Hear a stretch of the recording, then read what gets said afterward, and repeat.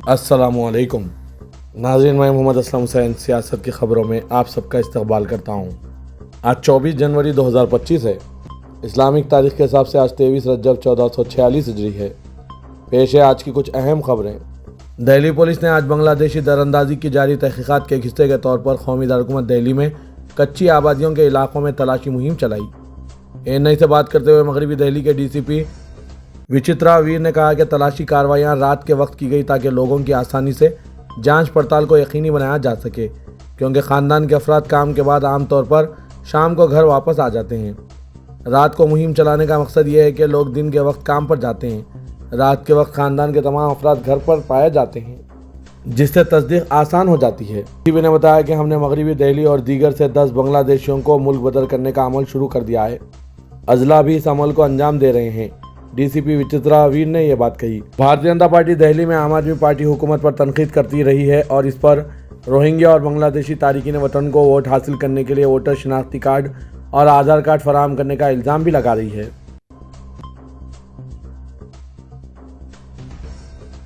वज़ीर-ए-आज़म नरेंद्र मोदी ने आज जुम्मे को उत्तर प्रदेश रियासत के 76वें यौम तासीस के मौके पर उत्तर प्रदेश के अवाम को मुबारकबाद पेश की। उत्तर प्रदेश के रियासत के भरपूर सकाफती विरसे पर जोर देते हुए वज़ीर-ए-आज़म नरेंद्र मोदी ने कहा कि उत्तर प्रदेश की मुक़द्दस सरज़मीन की तारीख़ बनाने में मसरूफ़ हैं। उत्तर प्रदेश के यौम तासीस के मौके पर मैं रियासत के अपने तमाम भाइयों और बहनों को दिल की गहराइयों से मुबारकबाद पेश करता हूँ। मोदी ने सोशल मीडिया प्लेटफॉर्म एक्स पर यह बात लिखी।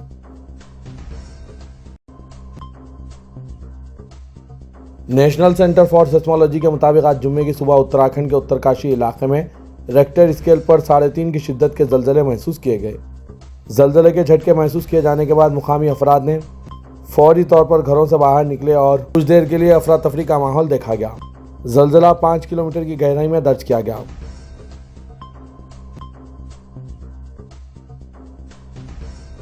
छत्तीसगढ़ में अंबिकापुर के करीब महामाया पहाड़ नामी इलाके में आबाद मुसलमानों के घरों पर बुलडोज़र चला दिया गया। महकमा जंगलात की ज़मीन पर नाजायज़ कब्ज़े के नाम पर की गई इस कार्रवाई में मुसलमानों के 40 मकानात मुनहदिम कर दिए गए, जबकि गैर मुस्लिमों के मकानात पर कोई कार्रवाई नहीं की गई। महकमा जंगलात ने नोटिस जारी करके कानूनी कब्ज़े हटाने की हिदायत दी थी।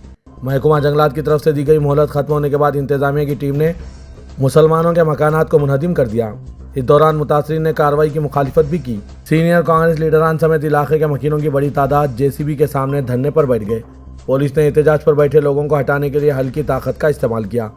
मुकामी लीडर गुलाम मुस्तफ़ा ने बताया कि जंगल की ज़मीन पर 200 घर हैं, लेकिन सिर्फ मुसलमानों के घर ही गिराए गए।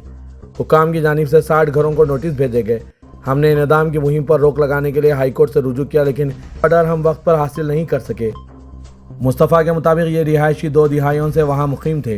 वो झारखंड, बिहार और उत्तर प्रदेश के मुहाजिर मजदूर हैं। उन्होंने मजीद बताया कि इनेदामी मुहिम इस इलाके में चलाई गई जहां मुसलमान रहते हैं। शुमार हुए तमाम घर मुसलमानों के थे। अगर आप इस इलाके में मजीद जाएं तो यहाँ दलितों और दीगर बरादरियों की आबादी है, लेकिन सिर्फ मुसलमानों के घरों को निशाना बनाया गया। वाज़ेह के मुल्क भर में इस तरह के वाक़यात रोज़ बरोज़ रोनमा होते जा रहे हैं। मुसलमानों के घरों को, मुसलमानों की इमलाक को निशाना बनाया जा रहा है।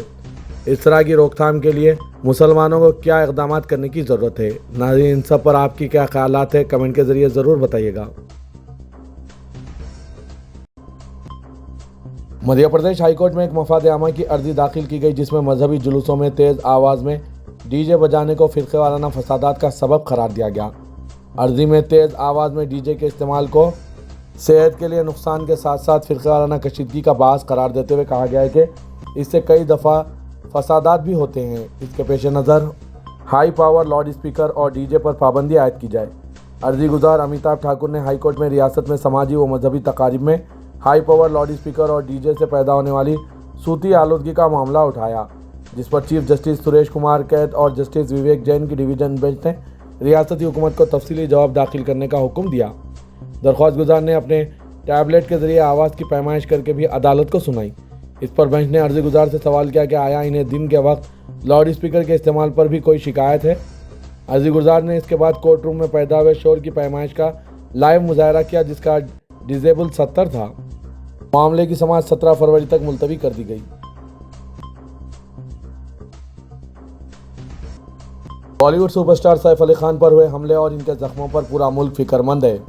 जब वो अस्पताल से डिस्चार्ज हुए तो इनके करोड़ों मदाहों ने राहत की सांस ली, लेकिन सैफ की यह मकबूलियत रियासती वजीर नीतीश राणे को एक आंख नहीं भा रही है। भारतीय जनता पार्टी लीडर और अक़लियतों को निशाना बनाने वाले वजीर नीतीश राणे ने अपने ट्रेडमार्क मुतनाज़ा और दरीदा ज़हनी वाले अंदाज में सैफ पर हमले को ड्रामा करार दिया और कहा कि अस्पताल से डिस्चार्ज होने के बाद वो नाचते हुए अपने घर वापस गए।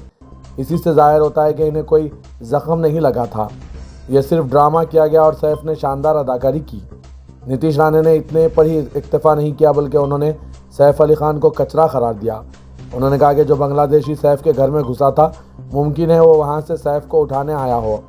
वैसे भी हमें अपने घर में कचरा नहीं रखना चाहिए, कूड़ेदान तक पहुँचा देना चाहिए। नीतीश राणे ने सैफ के हवाले से बॉलीवुड के मुस्लिम नाम वाले अदाकारों को भी निशाना बनाया और कहा कि सैफ अली खान या शाहरुख खान या फिर आर्यन खान को सुई भी चुभती है तो हमारे ममरा के जितेंद्र अवहार और बारामती की ताई सुप्रिया सुले को बहुत बुरा लग जाता है। वो रोज़ाना बयान पर बयान देने लगती है, लेकिन हमारे हिंदू एक्टर सुशांत सिंह राजपूत को इतना टॉर्चर किया गया, लेकिन इन दोनों में से किसी ने उफ तक नहीं किया, उन्होंने ज़बान भी नहीं खोली। रियासत गुजरात में मुसलमानों के कारोबार को भी निशाना बनाया जाने लगा है। गुमराहकुन नाम रखने वाले कारोबारी इदारों के खिलाफ क्रैकडाउन के नाम पर गुजरात रोड ट्रांसपोर्ट कॉरपोरेशन ने रियासत की 27 होटल्स के साथ कॉन्ट्रैक्ट मनसूख कर दिया। इसके नतीजे में ट्रांसपोर्ट कॉरपोरेशन की बसें अब से होटल्स के पास नहीं रुकेंगी। काबिल ज़िक्र बात यह है कि ये होटल्स के लाइसेंस हिंदू नामों पर हासिल किए गए, लेकिन इनके मालिक मुसलमान हैं। इस फहरिस्त में वडोदरा, राजकोट, गोधरा, महासना, भुज, भरूच, अहमदाबाद, पालनपुर जैसे डिवीजन्स की होटल शामिल है। इनमें बाज़ ऐसी होटल्स भी हैं जिनके नाम हिंदू देवी देवताओं के नाम पर रखे गए हैं। बाज़ होटल्स में मालिकों का नाम भी हिंदू है, लेकिन वो दरअसल मुसलमानों की दुकानें हैं। इस तरह की होटल्स के नाम होटल शिव शक्ति, होटल तुलसी, होटल सरोदिया जैसे हैं। इस इक़दाम का वाज़ेह मकसद मुसलमानों का निशाना बनाना है। बाज़ ऐसी होटल्स के भी कॉन्ट्रैक्ट मनसूख किए गए हैं जिनके नाम हिंदू नहीं हैं, जिनमें होटल बसेरा, होटल रौनक, होटल किस्मत, hotel Galaxy, hotel diamond primer शामिल है। महाराष्ट्र के लातूर ज़िले में बर्ड फ्लू की वजह से तकरीबन 60 गायों की मौत के बाद 4200 मुर्गियां एक पोल्ट्री फार्म में मुर्दा पाई गई। एक अहदेदार ने बताया कि अहमदपुर तहसील के गांव ढोले गांव में 5 से 6 दिन की मुर्गियां फौत हुई है और इनके नमूने पुणे के एनिमल डायग्नोस्टिक लैब भेजे जा रहे हैं।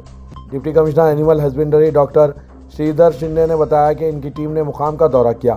अहदेदारों ने बताया कि पोल्ट्री फार्म के मालिक ने इन अमवात के बारे में अहदेदारों को फौरी चौकस नहीं किया। Commissioner Ahmedpur veterinary hospital doctor Shivaji Shri Sagar ने मालिकीन से अपील की कि वो अपने पोल्ट्री फार्म्स का रजिस्ट्रेशन कराएं और मुकामी अहदेदारों को ऐसे वाक़यात की सूरत में इत्तला दें। इस माह के अवाइल में तकरीबन 60 गायें ज़िले के उदगीर टाउन में मुर्दा पाई गई थी। पुणे की रीजनल डिसीज डायग्नोस्टिक लेबोरेटरी और भोपाल के national institute of high security animal diseases ने तौसीक़ की कि इन अमवात की वजह बर्ड फ्लू है। वोटर्स के कौमी दिन के मौके पर एक बयान में इलेक्शन कमीशन ने कहा है कि हिंदुस्तान में फ़िलहाल वोटर्स की तादाद 99 करोड़ 10 लाख हो गई है। गुज़िश्ता साल हुए लोकसभा इंतखाबात में वोटर्स की तादाद 96 करोड़ 88 लाख थी। इलेक्शन कमीशन ने कहा कि फहरिस्त राय दहिंदगान नौजवान और जिनसी मसावत की अक्कासी कर रही है और 2024-25 के दरमियान वोटर्स की तादाद में इजाफा हुआ है। 18 और 29 साल की उम्र के वोटर्स की तादाद 21 करोड़ 70 लाख और जिन्स का तनासुब भी पिछले साल 948 से बढ़कर 2025 में 954 हो गया है। इलेक्शन कमीशन के यौम तासीस पर कौमी वोटर्स डे कल 25 जनवरी को मनाया जाएगा।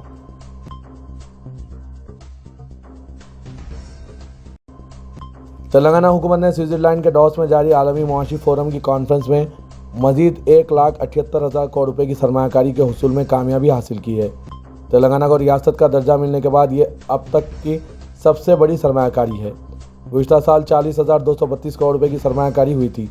जारिया साल इसकी 3 गुना ज़ायद सरमायाकारी हो रही है। चीफ मिनिस्टर रेवंत रेड्डी और वज़ीर IT श्रीधर बाबू की ज़ेर क़यादत तेलंगाना राइजिंग के वफ़द ने कई सनतों के नुमाइंदों के साथ कामयाब मुलाकातें करते हुए IT, मसनूई ज़हानत और दीगर शोबों की 10 सरकर्दा कंपनियों के साथ मुआहदे किए हैं। तवक्को है कि इन मुआहदों से रियासत में 46,000 मुलाजमतों के मौके पैदा होंगे। हैदराबाद में फ्यूचर सिटी के लिए हुकूमत के विजन और 2050 की तेलंगाना राइजिंग की हिकमत अमली से यह आलमी सरमायाकार यहाँ हो रही है। Young India skill university, regional ring road की तामीर और मेट्रो रेल की तोसी से अहम सरमायाकारी के मरकज़ के तौर पर तेलंगाना का मौक़िफ़ मज़ीद मुस्तहकम हुआ है। طویل عرصے سے زیر التوا پراپرٹی ٹیکس کی وصولی کے لیے GHMC نے پھر ایک bar one time settlement scheme متعارف کرانے کا منصوبہ تیار کیا ہے۔ چیف منسٹر ریونت ریڈی کی بیرونی دورے سے واپسی کے بعد اس اسکیم پر منظوری حاصل کرنے مکتوب روانہ کرنے کا فیصلہ کیا گیا۔ اگر حکومت سے منظوری ملتی ہے تو پراپرٹی ٹیکس کے سود پر 90% ڈسکاؤنٹ دیا جائے گا۔ واضح ہے کہ جب بھی بلدیہ کی آمدنی گھٹ جاتی ہے ون ٹائم سیٹلمنٹ اسکیم شروع کر دی جاتی ہے۔ پہلی مرتبہ 1 اگست تا 15 نومبر 2020 کے دوران اس اسکیم پر عمل کیا گیا تھا۔ دوسری مرتبہ 2022 میں اسکیم پر عمل کیا گیا، جس سے GHMC 700 کروڑ روپے کی آمدنی ہوئی۔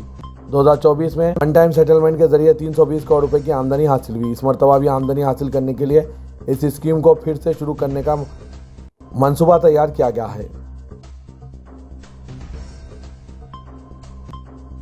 2025 کے لیے مکہ مکرمہ میں حیدرآبادی نظام رباط میں قیام کے سلسلے میں عازمین حج کی قرعہ اندازی 13 فروری کو مقرر ہے۔ سابق ریاست حیدرآباد سے تعلق رکھنے والی ریاستوں کے عازمین حج کی قرعہ اندازی کے ذریعے 710 عازمین کا انتخاب کیا جائے گا۔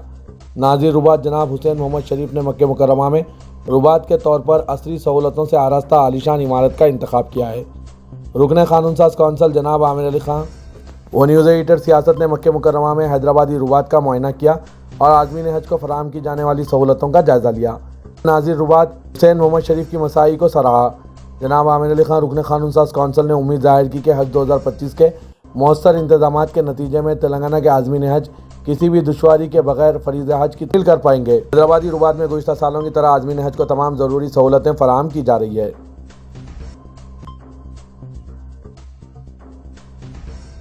نمائش حیدرآباد کے مشاہدے کے لیے روزانہ ہزاروں عوام پہنچ رہے ہیں، لیکن پارکنگ کا مسئلہ تنازع کا شکار بن گیا ہے۔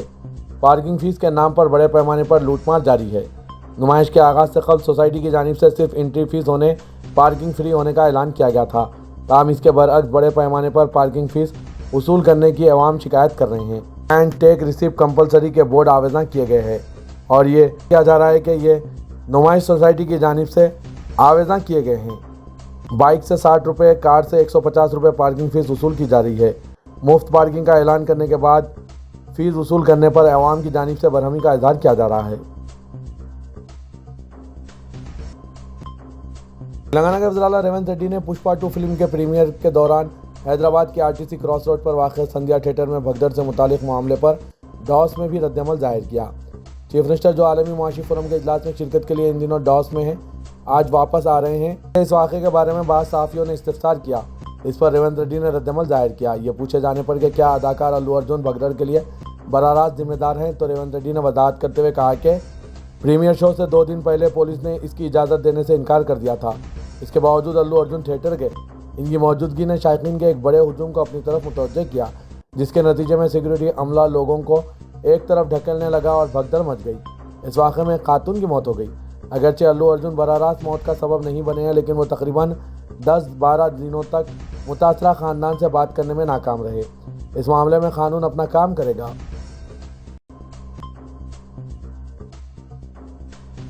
افضل گنج فائرنگ واقعے کی تحقیقات کے دوران پولیس نے حملہ آوروں کی جانب سے استعمال کردہ موٹر سائیکل ضبط کر لی۔ ذرائع کے مطابق پولیس کو تحقیقات کے دوران معلوم ہوا ہے کہ ریاست کرناٹک کے بیدر میں فائرنگ کر کے ATM میں جمع کروائی جانے والی رقم لوٹنے کے بعد حملہ آور بذریعہ موٹر سائیکل حیدرآباد پہنچے۔ انہوں نے یہ موٹر سائیکل MGBS کے پارکنگ ایریا میں پارک کی تھی، جسے پولیس نے ضبط کر لیا۔ ذرائع کے مطابق بیدر سے حیدرآباد پہنچنے کے بعد انہوں نے MGBS ایریا میں یہ گاڑی پارک کی اور خانگی ٹریولز کے ذریعے رائے پور فرار ہونے کی کوشش میں تھے۔ تاہم جب ٹریولز کے مینیجر نے ان پر شک ظاہر کیا تو انہوں نے مینیجر جہانگیر پر فائرنگ کر دی اور فرار اختیار کر لی۔ شہر حیدرآباد سے روڈ رولر کی چوری کرتے ہوئے اسے اسکریپ میں فروخت کرنے کا منصوبہ بنانے والے سارقین کو جیڈی میٹلا پولیس نے گرفتار کر لیا۔ ان سارقین نے 8000 کلو وزنی روڈ رولر کی بالانگر سے چوری کی تھی اور اسے اسکریپ میں فروخت کرنے کے لیے مہاراشٹر لے جا رہے تھے۔ ملزمین کی شناخت کرناٹک کے 24 سالہ افروز احمد، ظہیر آباد کے 31 سالہ محمد ابراہیم، DCM ڈرائیور 45 سالہ شیخ انور ساکن میرچر اور 47 سالہ B رام ستیہ نارائنا کے طور پر کی گئی۔ ایک اور ملزم سید مصطفیٰ مفرور ہے۔ پولیس کے مطابق گلبرگہ کے افروز اور مصطفیٰ عادی مجرم ہیں۔ قبل ازیں انہوں نے پیٹ بشیرآباد کے دولا پلی میں بھی روڈ رولر کی چوری کرتے ہوئے مہاراشٹر کے جالنا میں اسکریپ میں اسے فروخت کیا تھا۔